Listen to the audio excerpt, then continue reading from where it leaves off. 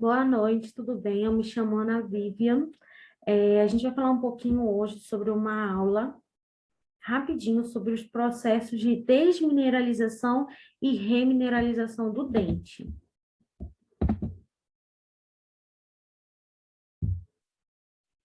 Bom, como você pode ver, essa aula, esse vídeo, ele foi feito por mim, Ana Vivian Silva de Oliveira, e também pela Maria Salete Teixeira da Silva Henrique.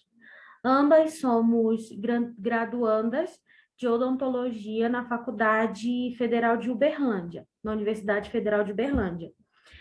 Nós fizemos essa aula com base nas aulas da professora e doutora Cássia Regina Silva. Processo de desmineralização e remineralização do dente. Inicialmente, o ideal é que a gente saiba um pouquinho sobre a estrutura do dente e pH para a gente poder falar mais um pouco desse assunto. Aqui vocês podem ver que a gente tem a coroa, o colo e a raiz do dente. Logo aqui você tem o esmalte, a dentina, a gengiva, a polpa e o cemento. Aqui do lado a gente vai ter a escala de pH, né, que todo mundo conhece. Nós temos as soluções ácidas, as soluções neutras e as soluções básicas. As ácidas vão de 0 a 7, as neutras vão de 7 a 8 e as básicas vão de 8 a 14. Por que nós precisamos saber disso? Para saber aonde vai ocorrer a desmineralização, que é no esmalte, na dentina, e saber por que vai acontecer a desmineralização, por causa da queda do pH. Bom, aqui na desmineralização, a gente pode ver uma figura ilustrativa para a gente poder entender o início dela. É um dente saudável, que tem uma formação de placa, há a desmineralização, e se essa desmineralização não for parada, pode ocorrer o dente cariado sucessivamente. Bom, a desmineralização é quando ocorre, quando sofre a queda do pH bucal por uma ingestão de carboidrato.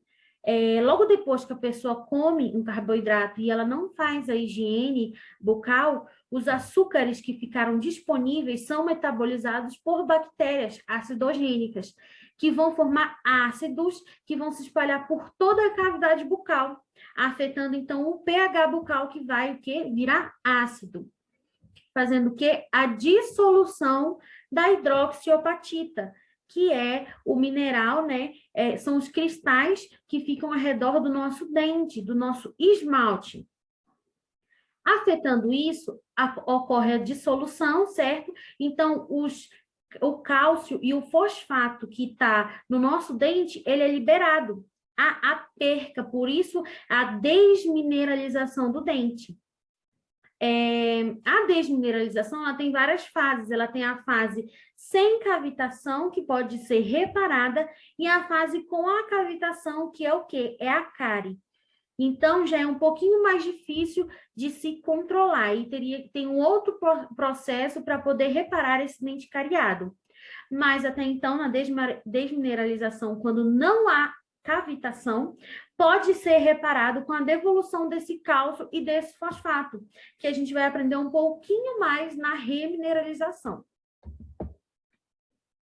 A desmineralização, como eu disse aqui também, acontece nela quando a gente come o carboidrato, quando a gente come comidas pegajosas, muito doce, acaba que elas ficam grudadas no nosso dente, o que dificulta mais ainda a retirada disso. É como se criasse uma cola biológica, que é chamada de placa bacteriana. Ela é determinada como Streptococcus mutans, que é muito conhecida na odontologia, que contribui para a formação de cárie, produzindo ácido muito forte para o meio bucal. Então, essa desmineralização, cavitação, mancha essa plaquinha, essa massinha no dente, que leva a cárie sucessivamente. Bom, Falando um pouquinho disso, falando um pouquinho sobre a desmineralização, ela ocorre na hora que a gente tem uma ingestão. Então, o brasileiro, diariamente, ele tem 3 refeições por dia mínimas.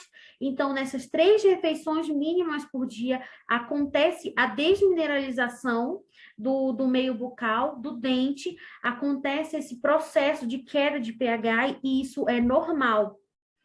Só que o que tem que haver? Tem que haver a escovação, a remineralização disso.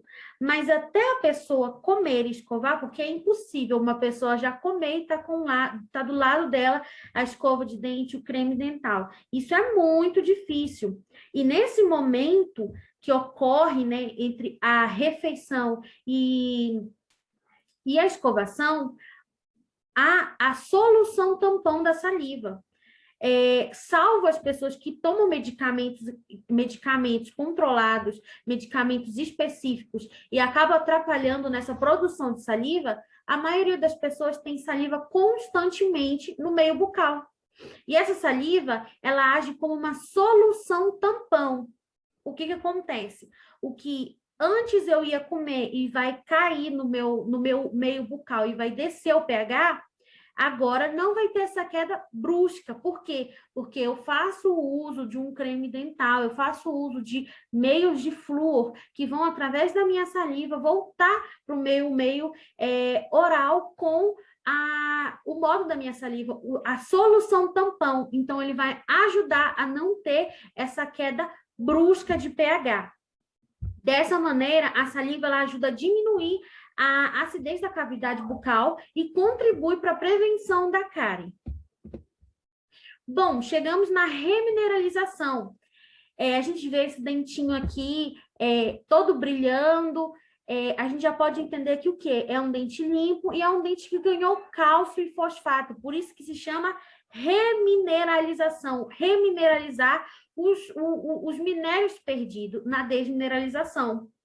A remineralização ela pode ser definida pelo ganho da superfície dental, que ocorre através de uma deposição de minerais na porção desmineralizada do tecido duro, que é o nosso esmalte. Ela não... E outra, a remineralização, ela irrompe o processo, né? Ela não só ajuda na volta dos cristais, mas ela irrompe o processo de desmineralização.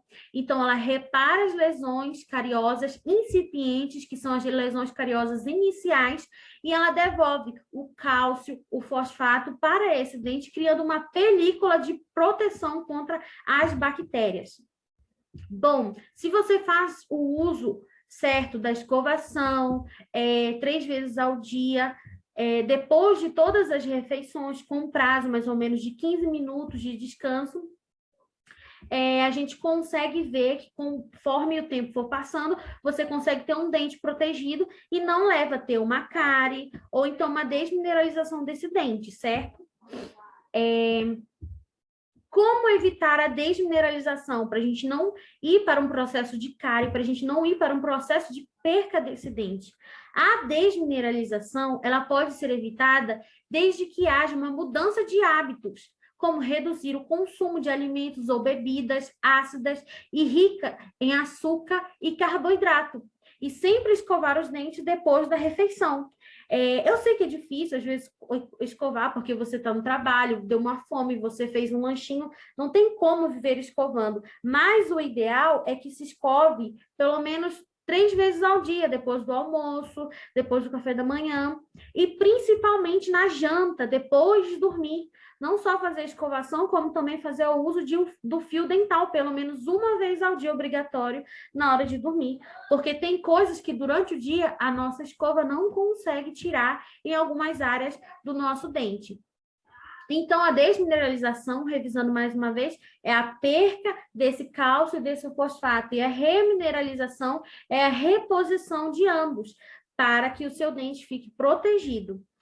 A solução tampão, ela ajuda muito, por isso que é ideal que se use um creme dental com flúor. Para crianças que ainda estão com a germinação dos dentes, é ideal também que se use um creme dental com uma porcentagem menor de flúor, não de um adulto, para que quando ela cresça não aconteça, né, alguns outros problemas, como a fluorose no dente. Mas foi isso, a aula é bem rápida, é bem explicativa sobre a desmineralização e a remineralização do dente. Muito obrigada pela atenção. Aqui tem o meu contato, o meu nome. Aqui também tem o nome da Salete. Qualquer coisa, a gente não está com o e-mail dela aqui.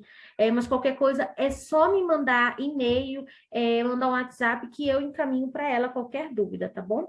Muito obrigada. A gente está fazendo esse trabalho com a matéria, né? E com a ajuda da professora Cássia Regina. Muito obrigada.